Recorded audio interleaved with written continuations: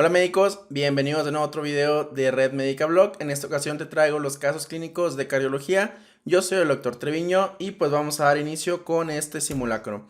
En el primer caso clínico nos hablan de un hombre de 65 años de edad quien ingresa a urgencias por alteración del estado de alerta de 2 horas de evolución. Tiene como antecedente hipertensión desde hace 20 años que tiene mal apego terapéutico. En la exploración física lo encontramos desorientado, sin respuesta a estímulos verbales. Sus signos vitales tenemos una frecuencia cardíaca de 65, respiratoria de 16, tensión arterial de 200 sobre 120 y se ausculta un soplo sistólico en foco aórtico. Su fondo de ojo se presenta con papiledema. Y nos hacen la siguiente pregunta. De acuerdo al cuadro clínico que tiene el paciente, ¿cuál es tu sospecha diagnóstica? Y aquí nos ponen algo que nos van a preguntar sí o sí de cara a los exámenes de residencias médicas, más en el ENARM. ¿Estamos ante una emergencia o estamos ante una urgencia? Aquí pues obviamente sabemos que esto es una emergencia. ¿Por qué? Porque nos está hablando de algo que es muy característico o que nos debe hacer sospechar de esto. Estoy prendiendo mi puntero láser. Va a ser sobre el papiledema, que este es un dato sugestivo de que hay lesión en órgano blanco. Entonces por eso hablamos de emergencia hipertensiva. Y nos dice, ¿cuál sería el tratamiento de elección? Nos pone la opción clásica de todo México, que es nifedipino sublingual, antihipertensivo intravenoso, antihipertensivo bioral o AINES. Obviamente AINES no va a ser para nada y el nifedipino sublingual pues no está nada recomendado. Entonces aquí nos pone entre antihipertensivo intravenoso o por vía oral. El tratamiento, si estamos ante daño órgano blanco, lo que queremos es bajar esa TA. Entonces aquí va a ser un antihipertensivo intravenoso.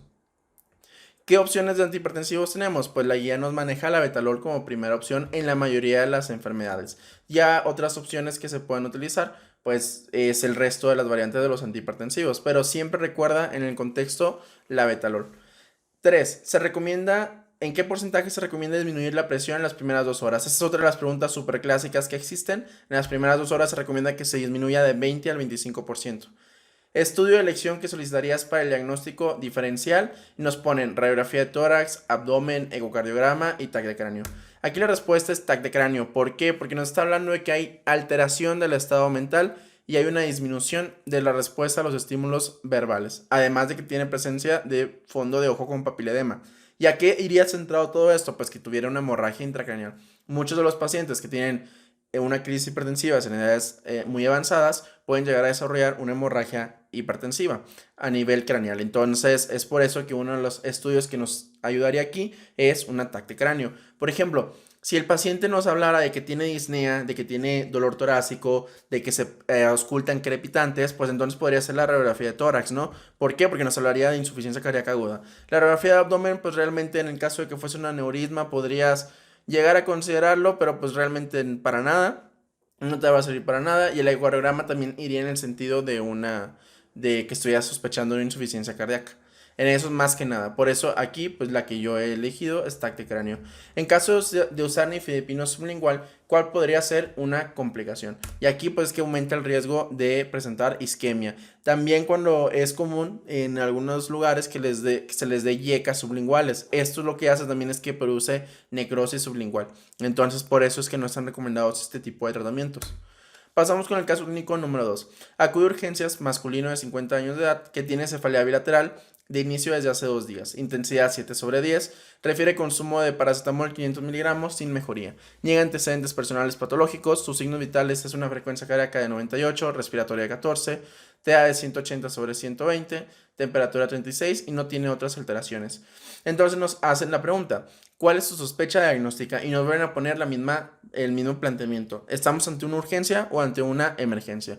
Entonces buscamos en el cuadro clínico como tal y no observamos como tal daños a órgano blanco, pero algo que te puede ayudar, más bien no te puede ayudar, la verdad, es algo que te va a confundir un poco, es que en ciertas literaturas tú puedes encontrar la presencia de cefalea como daño a órgano blanco. Entonces, por ejemplo, si estás hablando de eclámpticas, la cefalea o preeclampsia severa, la cefalea es un dato de preeclampsia severa. Entonces, esto ya va a depender de acuerdo a las bibliografías que estés revisando. Si vemos la guía de urgencia hipertensiva, cefalea no la mencionan, pero en otras bibliografías sí puedes encontrar cefalea como un daño de órgano blanco. Entonces aquí pues ya va a depender más que nada. ¿Por qué yo he elegido urgencia? Por las tensiones arteriales que tiene y porque nos habla de una exploración física sin datos patológicos. Por eso yo he seleccionado urgencia hipertensiva. Igualmente, si tienes alguna otra opinión, me gustaría que me lo dejaras en la sección de los comentarios. ¿Cuál sería el tratamiento de elección? Pues aquí nos van a poner las mismas opciones que el caso anterior, y en estos casos, cuando estamos ante una urgencia hipertensiva, el tratamiento es por vía oral, dependiendo del tipo de paciente que sea, de sus comórbidos y todo eso, y el tratamiento se le va a dar para que se dé por medio ambulatorio, ¿de acuerdo? No lo tienes que tener hospitalizado. ¿Cuánto tiempo tenemos para disminuir la presión? Aquí se recomienda que sea un control gradual, no un descenso súbito de la tensión arterial, porque pues, no se recomienda para nada, no hay necesidad de... ¿Por qué? Porque no tenemos un daño de órgano blanco. Entonces aquí se recomienda que sea entre 24 y 48 horas la reducción de la presión y ir ajustando los tratamientos antihipertensivos a lo largo de los días y las semanas de control que lo tengamos a nuestro paciente.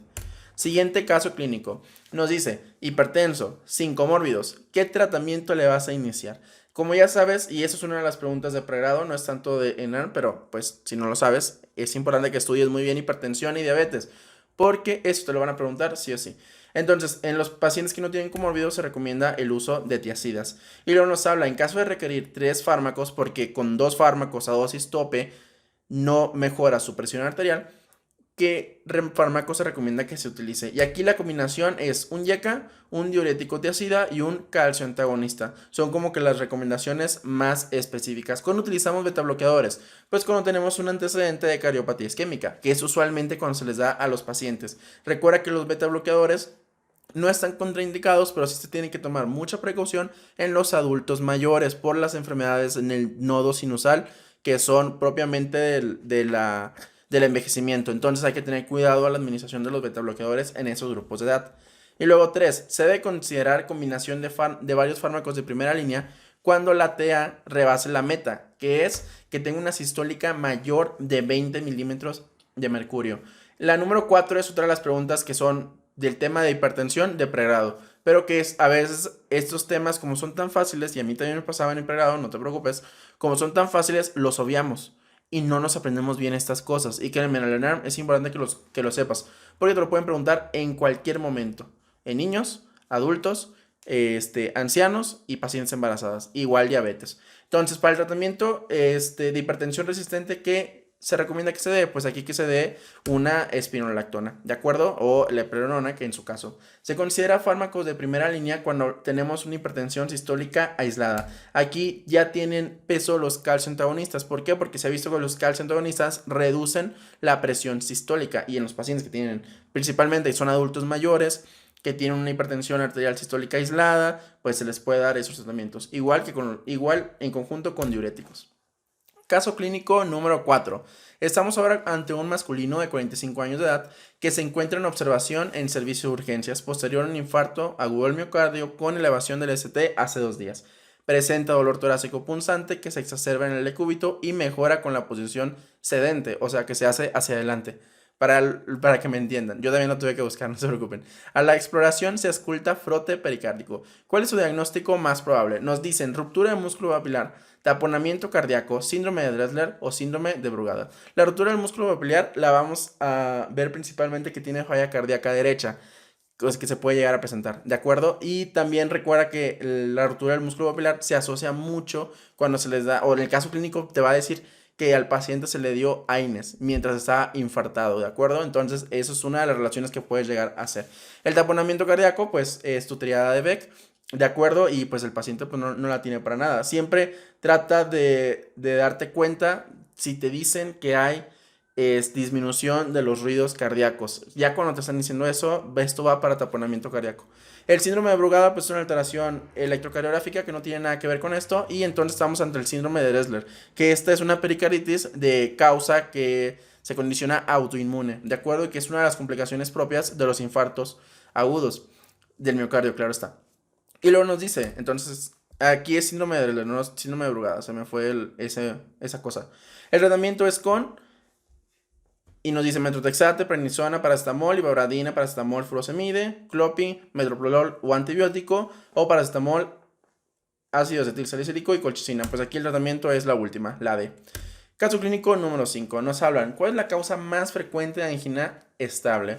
Alteración de la microcirculación coronaria, espasmo coronario, aterosclerosis coronaria o ruptura de la placa coronaria. Aquí la respuesta correcta es aterosclerosis coronaria, ¿de acuerdo? Si recuerdan los tipos de infarto agudo al miocardio, que también va establecido esto de la angina estable, es que el tipo 1 va a ser aquel que está asociado a una placa aterosclerótica que puede ser ya sea por ruptura o por aterosclerosis como tal. El tipo 2 es aquel que está relacionado a espasmo. El tipo 3 va a ser aquel que no sabes si es por aterosclerosis o es por espasmo el infarto, pero el paciente falleció y tú sospechas que falleció por un infarto, ¿no? Entonces ahí se supone que en el mundo ideal se le hace una autopsia y ya después se reclasifica. Y ya el 4 y el 5 pues realmente no son importantes que te los aprendas, ¿de acuerdo?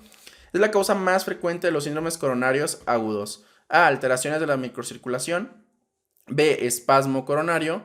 C. Aterosclerosis coronaria. O D. Ruptura de la placa coronaria. Y pues obviamente aquí pasamos a ser ruptura de la placa coronaria. Estas dos preguntas me gustaron porque nos habla muy sencillamente de la fisiopatología propia de cada una de estas dos enfermedades. De la angina estable, que sería un síndrome coronario crónico, y de los síndromes coronarios agudos, en donde ya entran los infartos agudos del miocardio, con o sin elevación, y la angina inestable. Entonces, aquí, si te das cuenta, pues la aterosclerosis coronaria te puede dar una angina estable, pero si se rompe esta placa, pues te va a dar un infarto por una obstrucción, ya sea parcial o total, de una arteria coronaria o de una de sus ramas. Tercera pregunta. ¿Es el factor de riesgo no modificable más importante en la génesis de las enfermedades cardiovasculares? Sexo masculino, consumo de tabaco, edad o dislipidemia. Pues podemos sacar el consumo de tabaco como factor no modificable. ¿De acuerdo? La dislipidemia, pues en base al tratamiento también la podemos sacar. Eso también va a depender de la bibliografía donde revisas, porque hay ciertos lugares en donde se considera como no modificable, pero en realidad pues es modificable porque se le puede dar un tratamiento. Entonces nos queda sexo masculino versus edad. Y aquí pues obviamente se ha visto cómo el envejecimiento, cómo el propio envejecimiento es un factor de riesgo para desarrollar enfermedad cardiovascular. Entonces por eso aquí entra la edad como respuesta correcta. 4. Es el factor de riesgo modificable más importante en las enfermedades cardiovasculares. Y pues aquí vamos a tener al rey de todos, el consumo de tabaco. Para todo donde venga factor de riesgo y venga tabaco, esa es la respuesta correcta, a excepción de, exacto, colitis ulcerativa, eso ejerce como un factor protector. Pero en el resto de las enfermedades que puedes encontrar, el tabaco siempre va a ser malo. Por eso no fumen, y si fumen, dejen de fumar. Un miocardio con estenosis coronaria grave crónica que deja de contraerse para disminuir su consumo de oxígeno se le conoce como, pregunta totalmente de pregrado, ni sueñes que va a venir algo así de fácil en el ENARM, y esto se conoce como miocardio hibernado. Caso clínico número 6. Nos hablan de un paciente de 70 años de edad que tiene diagnóstico de antecedentes como tal, diabetes mellitus tipo 2, obesidad, tabaquismo y gas. Toma aspirina como prevención primaria, no conocido en tu hospital previamente, acude por dolor precordial, o sea, esto de no conocido en tu hospital significa que tienes que hacer historia clínica e ingreso completito. Acude por dolor precordial opresivo continuo de 12 horas de evolución sin congestión pulmonar. Tiene una frecuencia cardíaca de 90 latidos por minuto, TDA de 140/90, saturación al aire ambiente a 95%, lactato de 1 y en el electrocardiograma logras observar un desnivel en el segmento ST de B1 a B6 de 1 milímetro. Ante enzimas cardíacas negativas de este paciente y te da las siguientes opciones. Ante enzimas cardíacas negativas, ¿cuál es el diagnóstico que tiene el paciente? Por el tiempo de evolución, las enzimas ya bajaron. Infarto agudo del miocardio sin elevación del ST. Angina estable descompensada o angina inestable. Pues obviamente tenemos un paciente que tiene infradesnivel del segmento ST, pero que tiene enzimas cardíacas negativas. No nos está diciendo qué tipo de enzima para valorar el tiempo, porque ojo con esto, podría decir que las enzimas cardíacas que le solicitaron fue una CKMB y esa dura más tiempo, ¿no? O unas troponinas que duran mucho más tiempo. Entonces, no te están diciendo qué, entonces no lo puedes considerar como tal. Entonces aquí el diagnóstico es una angina inestable. ¿Cuántos puntos de TIMI tiene este paciente? No vamos a sacar, eso se les queda de tarea a ustedes. Saquen su escalita de TIMI que espero que tengan guardada por ahí. En la ENARM te pueden preguntar TIMI, no lo creo. No puede ser, podría ser, pero nosotros no la vamos a sacar porque no le veo utilidad para fines del video, ¿verdad? Y los puntos que tiene TIMI son de 5 puntos. Ya si alguno que la saca tiene un puntaje distinto, ahí lo dejan en la sección de los comentarios. Número 3. En este paciente, ¿cuál es la dosis de clopidogrel que debe administrarse inicialmente? Hay pacientes, hay enfermedades que sus tratamientos, si bien no te preguntan dosis en la ENARM, cuando yo me estaba preparando, sí me preparé con las dosis de los medicamentos, por si las dudas, ¿no? No sabes en qué momento, en qué año se les va a ocurrir cambiarlo. Y este puede ser el año. Digo, han habido muchos cambios, ¿por qué no? Entonces, una parte de las dosis que te tienes que saber, aparte de la dosis del paracetamol y aparte de la dosis de la amoxicilina, porque la preguntan mucho en las infecciones por estreptococo neumónico como sinusitis y otitis, son las dosis que vas a dar en los infartos. Por ejemplo, las dosis de iniciales de clopidogrel, de aspirina y ya las dosis de mantenimiento, así como el tratamiento fibrinolítico, porque es otra de las cosas que te pueden llegar a preguntar. Y para eso tenemos videos en el canal, entonces te recomiendo a que los vayas y los visites. Aquí el tratamiento pues pasan a ser 300 miligramos por vía oral. El paciente tiene un GRACE de 160 puntos y un puntaje de TIMI ya mencionado. ¿Cuál es el diagnóstico terapéutico, o cuál es el abordaje diagnóstico y terapéutico de este paciente? Como tenemos un GRACE de 160 puntos y vamos a ver más adelante, aquí lo que se recomienda es que ya pase a ser un tratamiento invasivo, ¿de acuerdo? Por esta puntuación de GRACE. Entonces aquí el tratamiento recomendado es tratamiento farmacológico y coronografía y angioplastía. ¿En cuánto tiempo debe realizarse el abordaje diagnóstico? Menos de 12 horas, menos de 24 horas, en las primeras 32 horas o inmediatamente. Aquí pues se pone menos de 24 horas. Vamos a ver cómo quiere ahorita el algoritmo para que quede un poquito más claro. Nada más, me genera duda ahorita que estaba leyendo la pregunta, la del caso número 3. Ya me comentan ustedes por la dosis inicial, porque tengo el recuerdo de que la dosis son 600 miligramos, no 300 miligramos, pero ya eso pues ya me deja en la sección de los comentarios. Igual lo voy a checar al terminar de grabar el video y se lo dejo en el primer comentario para que lo chequen también, ¿sí? Porque ya me generó mucho ruido esto. Pasamos ahora a ver una breve explicación de infarto. Todas las imágenes son de las guías de la ESP, de las españolas. Aquí nos hablan sobre las características del dolor torácico. Si en cómo se vaya presentando el dolor van a ser la mayor probabilidad que tenga el dolor. Entonces tenemos probabilidad baja de dolor para infarto y probabilidad alta de dolor para infarto. Entonces tenemos que si es un dolor torácico localizado, ya sea en zona esternal o en zona posterior de la espalda, que no está bien delimitado, pues su probabilidad es un poco más disminuida.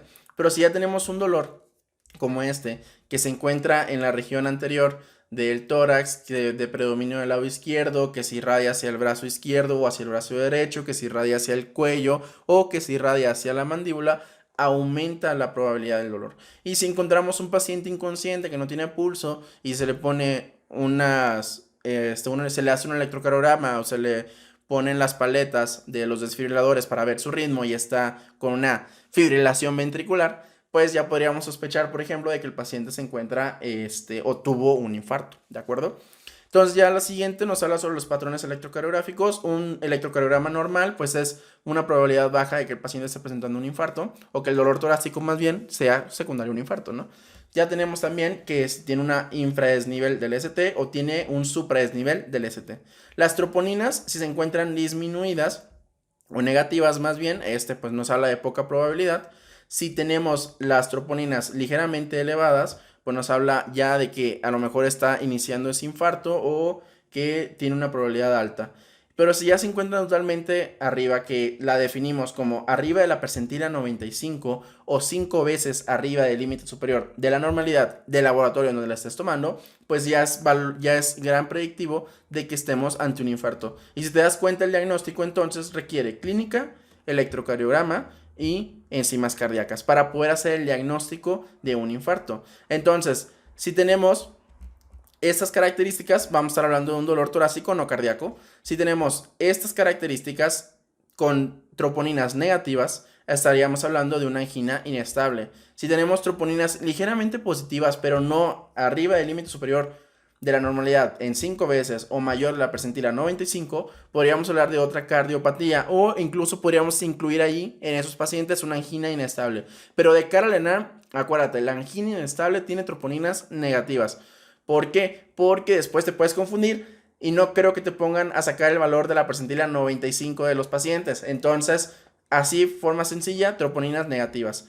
Y ya después, si tenemos dolor característico o dolor típico, tenemos elevación o infradesnivel y tenemos troponinas arriba de la percentila 95 o tenemos troponinas 5 veces el límite superior de la normalidad, vamos a hablar de infarto, ya sea sin elevación del ST o con elevación del ST. Igualmente en el canal, ya por las fechas de octubre, los que no estén en el grupo lo pueden encontrar en la descripción de este video. Ahí tenemos la fecha de cuando va a ser el taller de electrocardiograma. Es un taller para el ENARM, no es un taller para que ustedes vayan y aprendan el electrocardiograma, ¿de acuerdo? Es un taller para que si les viene un electro en el examen, sepan qué hacer y cómo contestarlo correctamente. Ya en futuros meses probablemente ya tengamos nuestro video propiamente de electrocardiograma para público total, o sea, para de semestre, de internos, servicio social y algún médico general y algún residente que lo quiera ver, ¿no? Entonces, pero por el momento lo que vamos a tener el taller, que ya se lo estoy promocionando de una vez, va a ser un taller propio de electrocardiograma para el ENARM, nada más, para el ENARM. Bueno, ya, continuamos. Este tratamiento es en base a la angina inestable y al infarto agudo del miocardio sin elevación del ST. Recuerda, los síndromes coronarios agudos sin elevación del ST va a ser la angina inestable y el infarto sin elevación del ST. Esos son síndromes coronarios agudos. A todos ellos, y al igual que a los síndromes coronarios agudos con elevación del ST, que nada más incluye al infarto, les vamos a dar tratamiento farmacológico a todos, en los que va a incluir ASA, clopidogrel, doble, o sea que significa doble terapia antiagregante. Le vamos a dar estatinas a dosis alta, que en este caso se recomienda que sea rosuvastatina porque son de alta potencia o atorvastatina, ¿de acuerdo? Les vamos a dar un beta bloqueador si el paciente no presenta insuficiencia cardíaca aguda.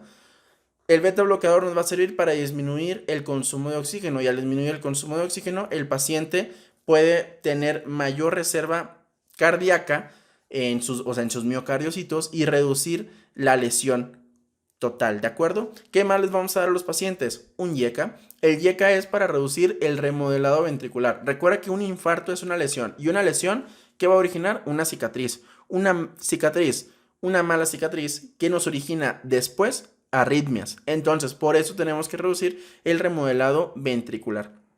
Ya después de haberles dado estas cosas, ¿qué nos falta? Nos falta darle a nuestros pacientes anticoagulación, exacto. Si no te la sabías, pues ya te la he dicho. Anticoagulación, siempre a los pacientes se les tiene que dar anticoagulación. Entonces, ya con esas medidas terapéuticas, espero y no me haya faltado ninguna, es como se le da el manejo a los pacientes. ¿Qué otra cosa te pueden llegar a preguntar? Oxígeno. El oxígeno solamente está recomendado si tenemos una saturación menor de 92 o de 90, dependiendo de la bibliografía que revises. Pero así, apréndela 92%.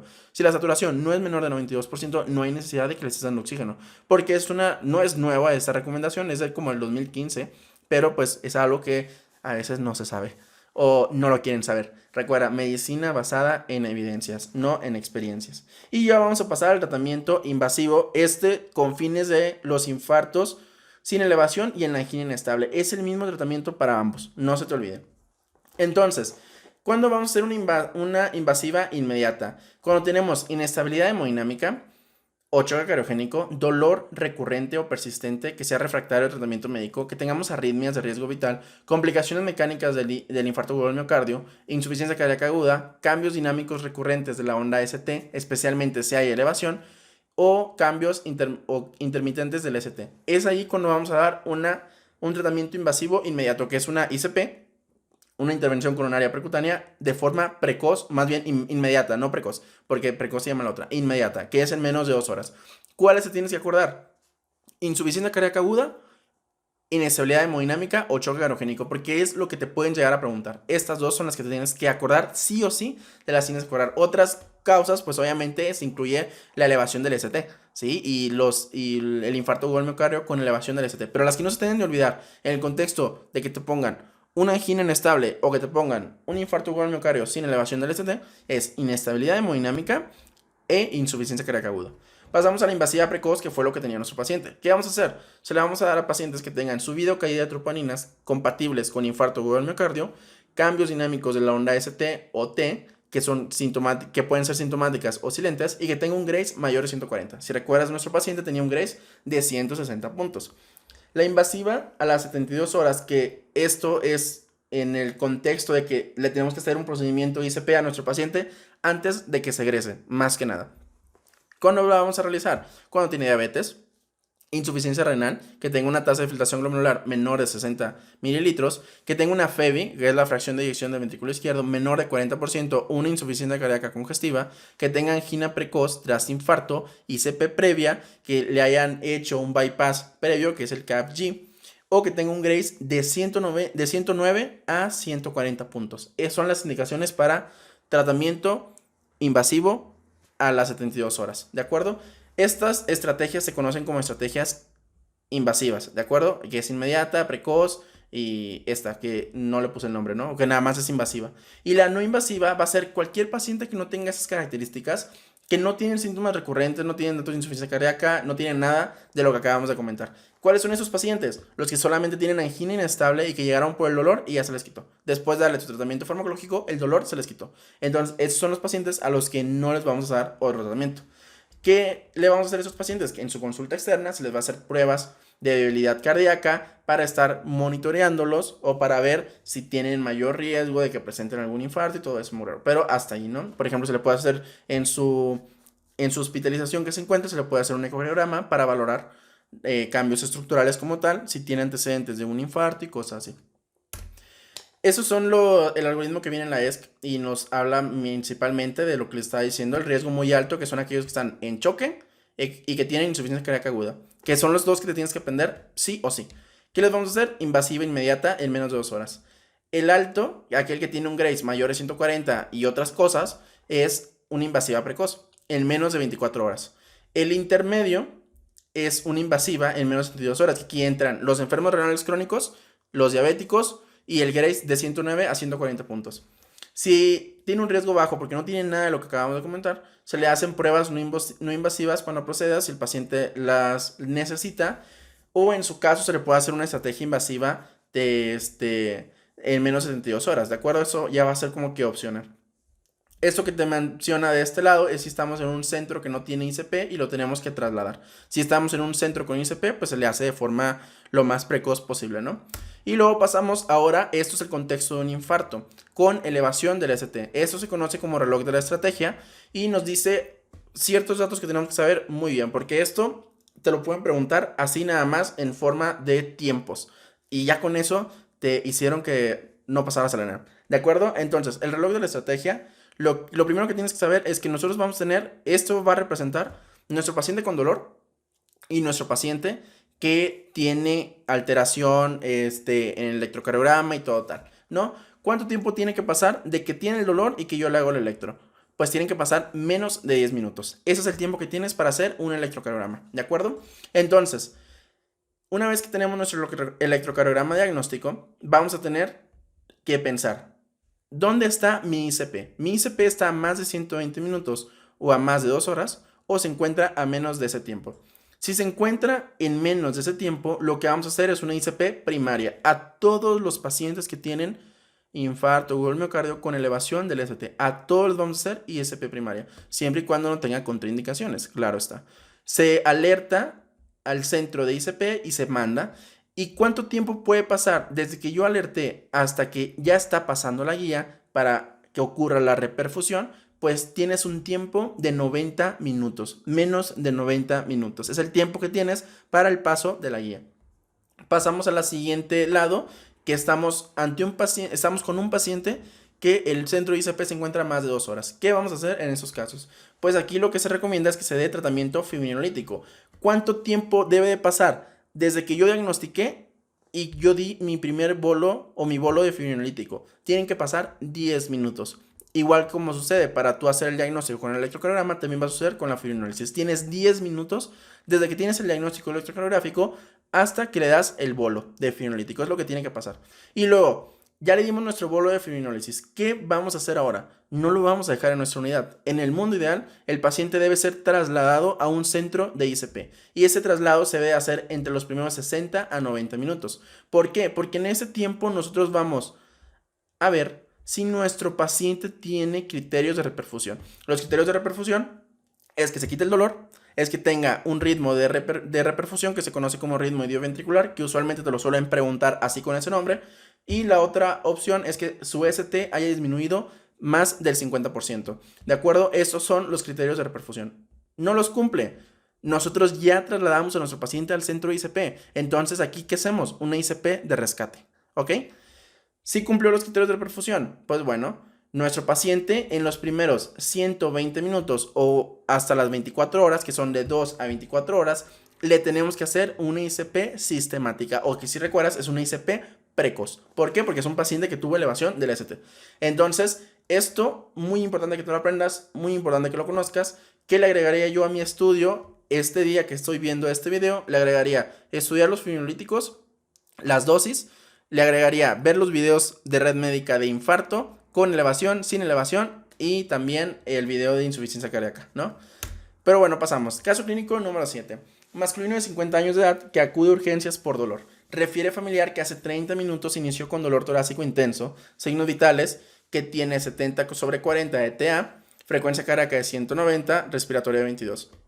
Se encuentra pálido, con disnea, orientado en tiempo y espacio, y se puede comunicar adecuadamente. Tiene crepitaciones bivasales a la auscultación de campos pulmonares, probablemente una insuficiencia cardíaca o algo por el estilo. Se decide tomar un electrocardiograma que muestra lo siguiente. Y es este electrocardiograma que esperemos y no se cancele la monetización de este video por este hermoso trazo. ¿Cuáles las siguientes opciones sería el manejo más adecuado para este paciente?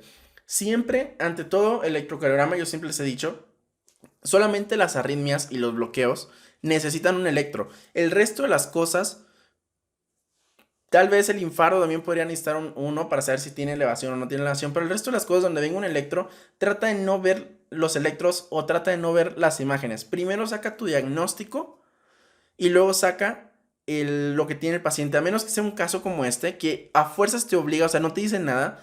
Por ejemplo, si te dijera, tiene su frecuencia cardíaca se encuentra regular, se encuentra irregular, se encuentra, o sea, le dé más características o tiene antecedente de cardiopatía isquémica, cosas así, para que tú identifiques algo más concreto con tu caso clínico, pero aquí no te dice nada, más que mires el electro, pues ya que tienes que mirar el electro.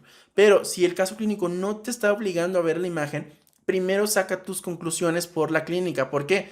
Porque no estás estudiando imágenes, estás estudiando texto. Entonces, entre más te enfoques en tratar de resolver tus casos clínicos solamente con lo que viene en el texto, solamente vas a usar tu estudio de imagen como confirmación o como apoyo diagnóstico, como debería de ser, ¿no? Al final de cuentas. Pero para eso lo vas a utilizar. Entonces, mi recomendación es que ante las imágenes, primero, tratar de sacar tu diagnóstico del texto y luego ya después corroborarlo con las imágenes. ¿Por qué? Porque después vemos primero la imagen, tratamos de saber, no sé leer electros y estoy viendo un electro, automáticamente ya te diste por vencido y esa pregunta muy probablemente te la vas a sacar mal.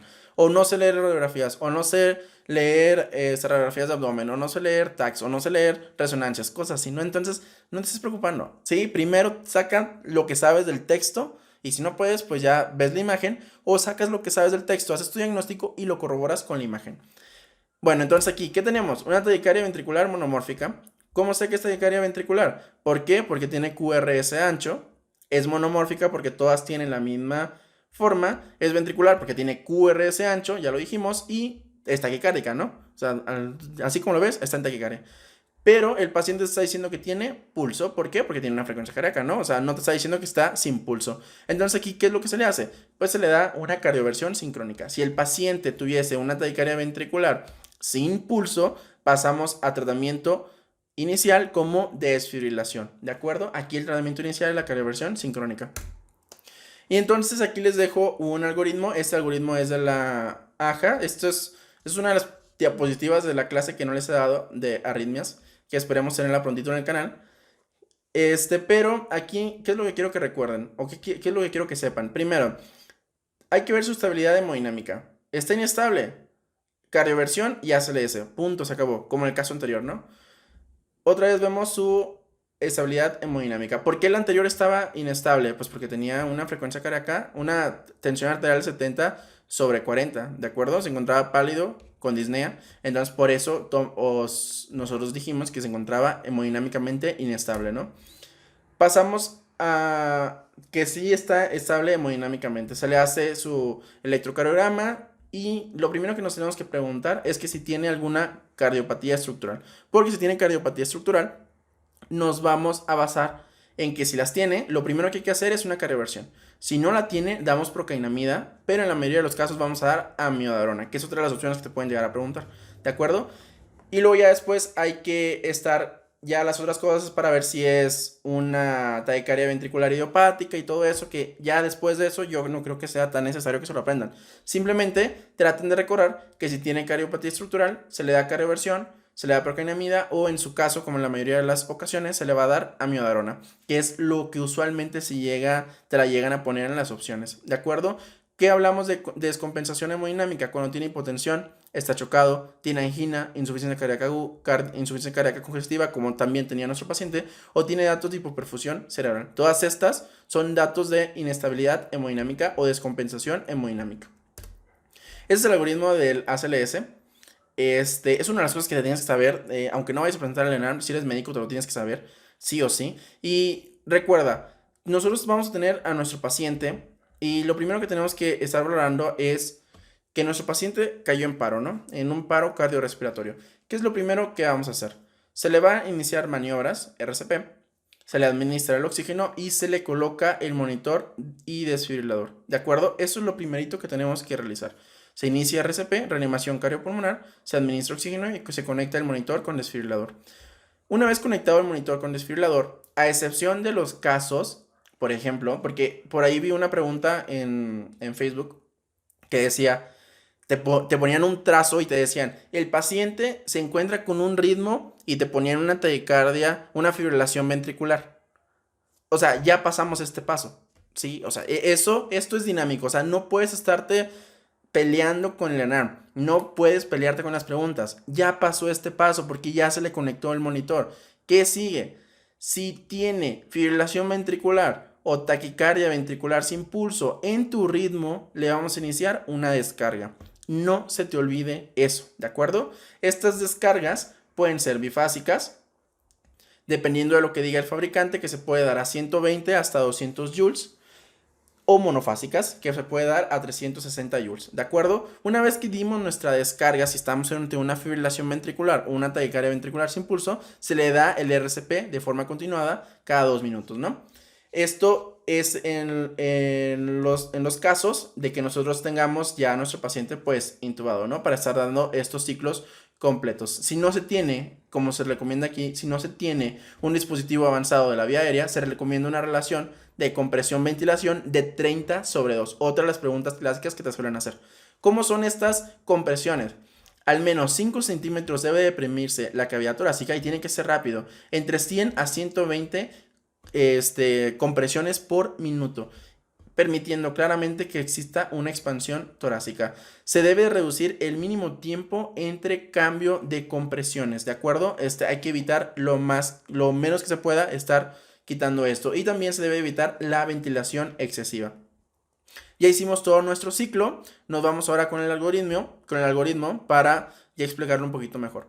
Iniciamos el RCP, tenemos a nuestro paciente que está tirado, ¿no? Ya le dimos oxígeno, le pusimos un monitor con desfibrilador.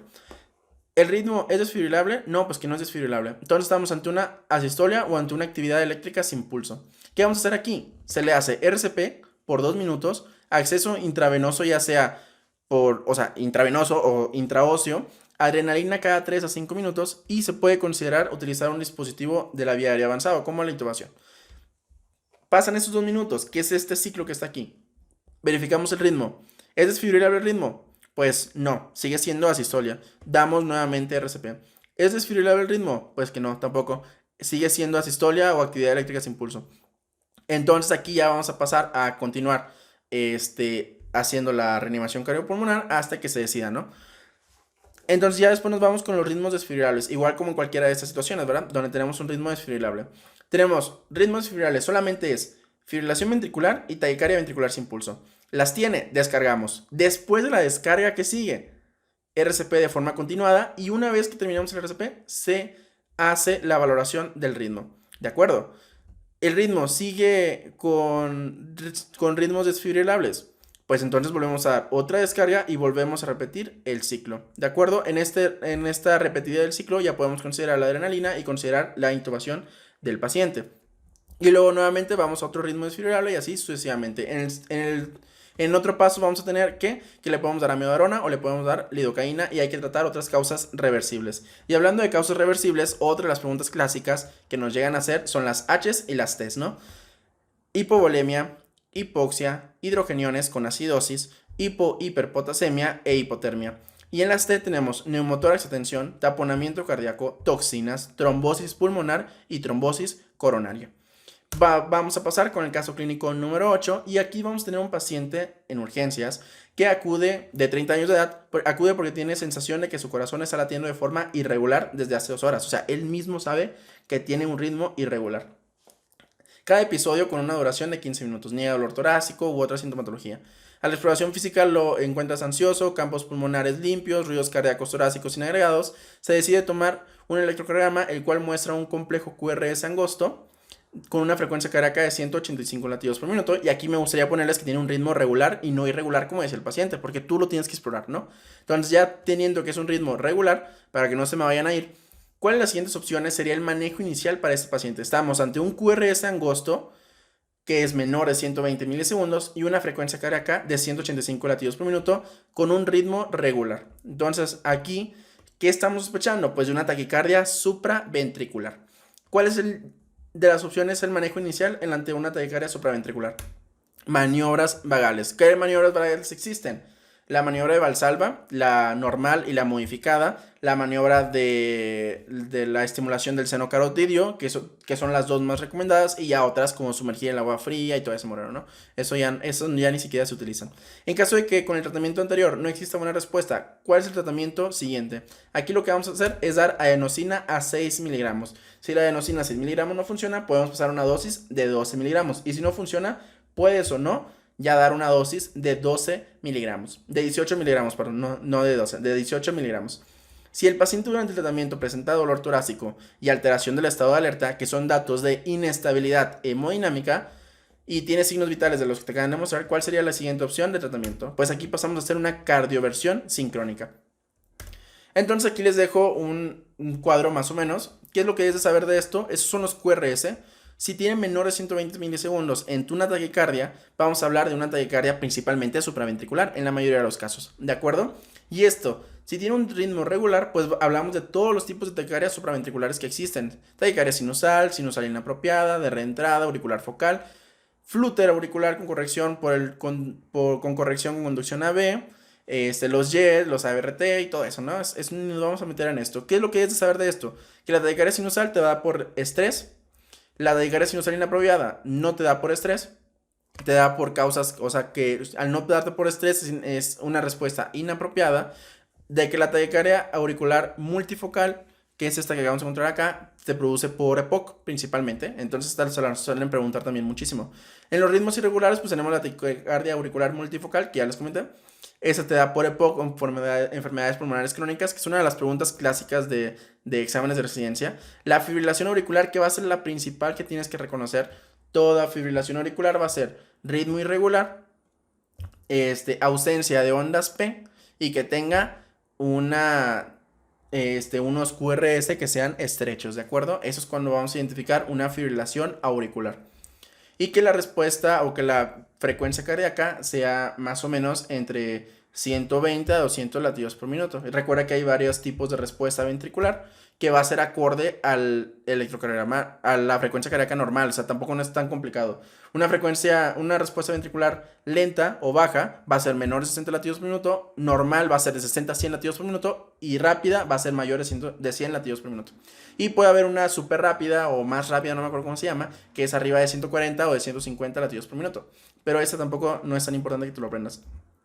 QRS mayores de 120 milisegundos. La mayoría de los QRS mayores de 120 milisegundos van a ser, hasta en el 80% de los casos que estamos hablando de un QRS prolongado o ancho, son taquicardias ventriculares o el origen de la taquicardia es ventricular, ¿de acuerdo? Entonces aquí las que te tienes que acordar principalmente son la taquicardia ventricular y la fibrilación ventricular. Son las principales que te tienen que llegar a la mente. ¿Cómo vamos a hacer la diferencia entre una u otra? La taquicardia ventricular pues va a ser un ritmo, si es monomórfica va a ser un ritmo constante, ¿de acuerdo? Y la polimórfica pues puede ser la torsada de Pointes, que es la helicoidal, mientras que la fibrilación ventricular es lo que ves todo feo en el electro. Ya, o sea, no te andes preocupando por eso. ¿Qué otra cosa te podrían preguntar? Así para tratarte de que te equivoques o tratarte de pues sí, de hacer algo como que malo en esto, que te hagan una pregunta de una fibrilación auricular preexcitada. ¿Por qué? Porque los QRS en esos casos se encuentran anchos, perdón, y es por motivo de la preexcitación. Entonces, por ahí podría ser algo como que trampa, pero dudo mucho que lleguen a preguntarte algo de eso tan complejo.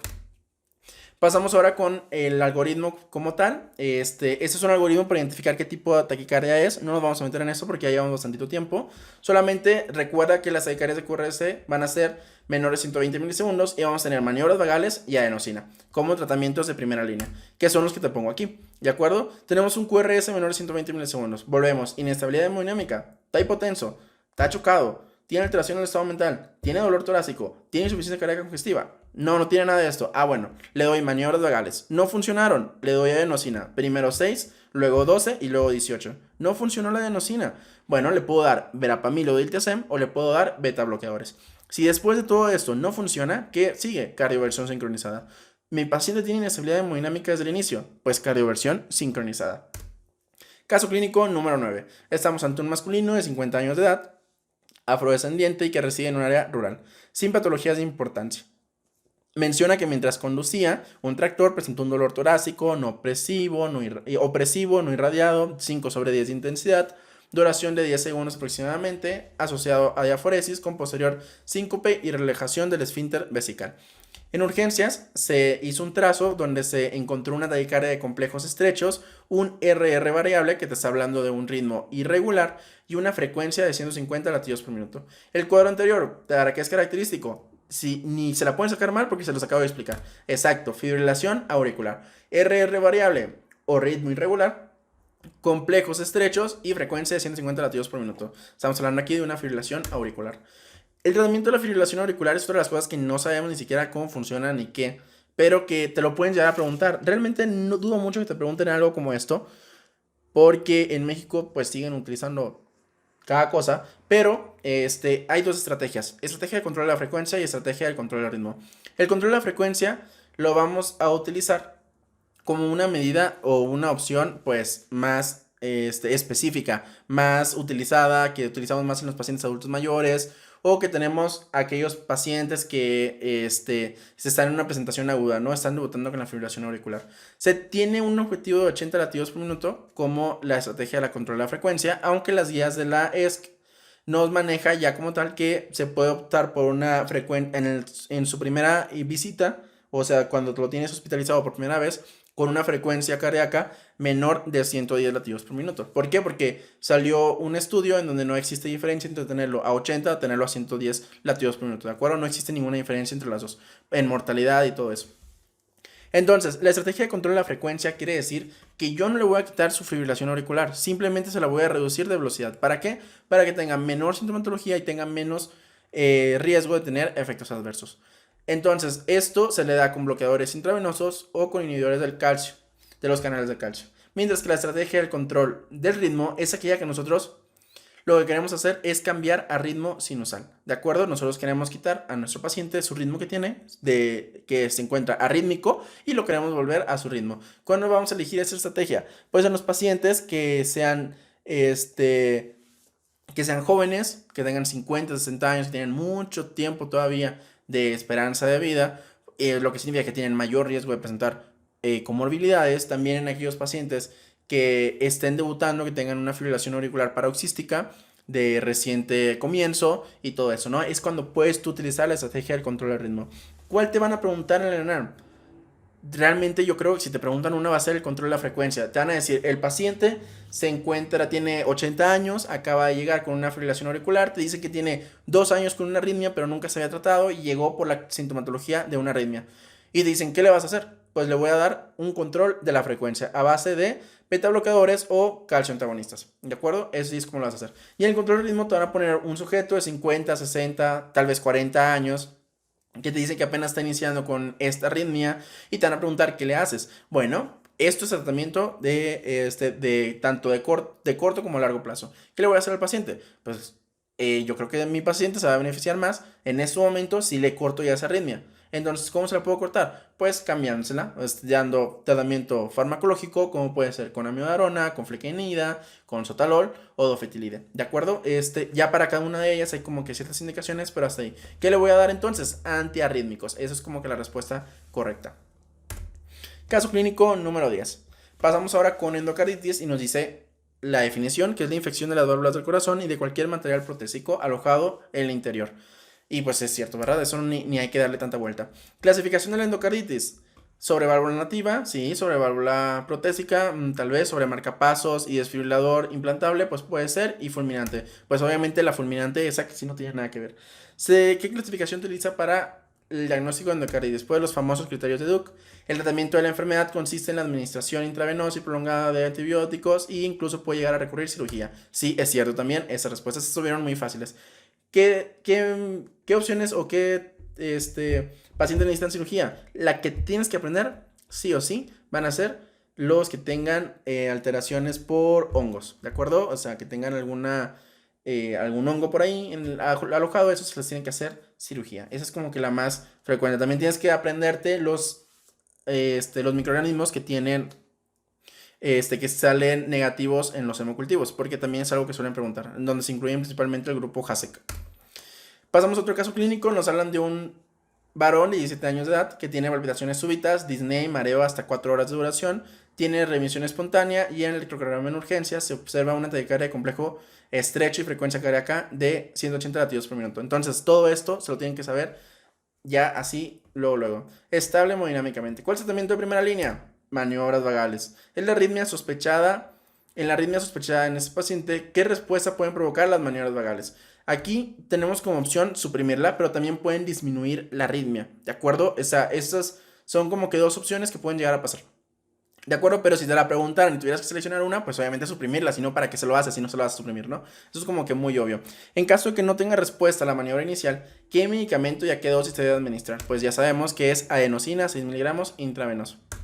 Caso clínico número 12. Nos hablan de un masculino de 40 años de edad, atleta, corredor de maratones, acude a consulta debido a dolor precordial de reciente inicio irradiado a hombros, el cual se exacerba con la tos y se alivia con la inclinación anterior del tórax. A la auscultación usted percibe un ligero frote pericárdico. ¿Qué cambio en el electrocardiograma esperaría encontrar en este paciente en los primeros días de presentación? Y nos habla elevación difusa del ST con depresión del PR en mismas derivaciones, elevación del ST con alargamiento del QRS en mismas derivaciones, elevación de la onda T con depresión del PR en mismas derivaciones o segmento ST descendido y PR alargado. Pues obviamente aquí uno de los diagnósticos diferenciales de la elevación del ST se encuentra la pericarditis, ¿de acuerdo? Entonces, en este paciente es característico que tengan elevación difusa del ST y además tengan una depresión del PR. ¿Cómo clasificaría la presentación de este paciente? Pues la clasificaríamos como aguda porque es aguda o crónica, la pericarditis. Causa más frecuente de pericarditis en países en vías de desarrollo. Tenemos que la causa por tuberculosis en países que se encuentran, que son en desarrollo como tal, ¿no? En esos tenemos riesgo de que se presente por tuberculosis. También otra causa que se puede llegar a presentar es post-infarto. ¿Qué estudio solicitaría el paciente para evaluar la enfermedad, la evolución de la enfermedad? PCR, obviamente. Pero, ojo nada más con esto, si estamos hablando de Mycobacterium tuberculosis, también se puede considerar el HADA, ¿no? Decide iniciar tratamiento con AINES. ¿Qué otro medicamento añadiría al esquema terapéutico con el fin de evitar recurrencias? Y aquí siempre va a estar colchicina. Siempre que te hablen de pericarditis, recuerda colchicina. Por último, el paciente le pregunta cuándo va a poder volver a hacer ejercicio, porque él sí corre, no como nosotros. ¿Qué es lo que le vas a decir? Pues que a los 3 meses se puede volver a regresar con su rutina, ¿no? Esto es una de las cosas que en los simulacros siempre me venían, en el RAM no me vino, pero en los simulacros siempre me venían y siempre me la sacaban mal. Son los estadios propios de la pericarditis. Si eso es en la forma aguda, vemos como hay una elevación del ST difusa y tenemos una depresión del PR. ¿de acuerdo? Entonces, depresión del PR. Acá tenemos una depresión del PR con una normalización del ST en el estadio 2. En el estadio 3 tenemos una inversión de la onda T y normalización ya del PR. Y en el estadio 4 ya estamos con un electro normal, ¿de acuerdo? Caso clínico número 13. Hablamos de miocarditis. Nos dice, ¿cómo confirmamos miocarditis? Recuerda que la miocarditis solamente se confirma con biopsia, es un estudio histopatológico, ¿de acuerdo? ¿En qué pacientes está indicada la biopsia endomiocárdica? Pacientes con falla cardíaca de 2 años de evolución, con falla cardíaca de 10 años de evolución, con falla cardíaca de 2 semanas a 3 meses de evolución, con falla cardíaca de 6 meses de evolución o con valaciclovir. Aquí lo que se recomienda es que sean aquellos pacientes que tienen una presentación aguda. Y si a esto le sumamos un paciente que es joven, pues obviamente mayor indicación va a tener que se le haga una biopsia endomiocárdica. Y si a esto le sumamos un paciente que tuvo o que tiene antecedentes de haber presentado alguna historia familiar de muerte súbita y cosas así, también se puede recomendar, ¿no? La biopsia miocárdica. 3. Histológicamente, ¿cómo se clasifica la miocaritis? Como fulminante, aguda, crónica activa, crónica persistente. Como fulminante, aguda, crónica inactiva, como aguda, crónica activa, como fulminante, aguda o miocaritis crónica persistente. Pues aquí nos vamos con la respuesta más larga de todas, que estos son trucos para pregrados y si el maestro se esforzó tanto en poner la respuesta tan detallada es porque esa es la respuesta correcta. ¿De acuerdo? ¿Cuál de los siguientes síntomas es más frecuente que presente el paciente? Pues aquí la disnea. ¿Por qué? Porque la miocaritis va a impedir que el corazón se contraiga como debe ser y esto va a producir disnea como insuficiencia cardíaca. ¿De acuerdo? Y bueno, con esto damos por concluido damos por concluido el simulacro de cardiología. Fueron muchas preguntas. Creo que lo más importante de todo esto de cardio, lo que tienes que aprender son arritmias, manejo de la CLS y por supuesto te tienes que aprender muy bien infartos, ¿de acuerdo? No se te olvide infartos, hipertensión también, más que nada en los tratamientos y los criterios diagnósticos, que no los vimos en las preguntas, pero que son cosas que tienes que aprenderte. ¿Por qué? Porque te las van a preguntar. Espero que el video te haya gustado, que hayas aprendido algo nuevo, que te sirva mucho dentro de tu preparación para el ENAM. Te deseo el mejor de los éxitos. Soy el Dr. Treviño. Recuerda que esto es Red Médica Blog. Si el video te gustó, no dudes en compartirlo o invitar a algún amigo y por supuesto darle me gusta a este video. Nos vemos hasta el siguiente simulacro. Chao, chao.